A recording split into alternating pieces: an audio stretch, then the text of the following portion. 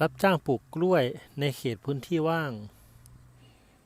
อันนี้เป็นตัวอย่างในการปลูกกล้วยหน่อตัดที่เน้นประหยัดน้ำหลังจากการปลูก6 เดือนถึง 7 เดือนหน่อแตกดีควรจะรดน้ำทุกวันเช้าเย็นใส่ปุ๋ยปลูกผสมผสานถ้าปลูกแถวเดียวสามารถปลูกระยะชิดกันได้1 กอออก5 หน่ออันนี้ขุดหลุมไม่ลึกนะครับประมาณ1 จอบหน่อกล้วยน้ำว้า6 เดือนตกปลี9 เดือนเก็บผลผลิตนะครับท่านใดสนใจก็สามารถปรึกษาหรือว่า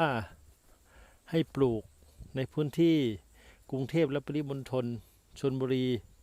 เชียงใหม่เชียงรายพะเยาแพร่น่านปลูกได้แล้ววันนี้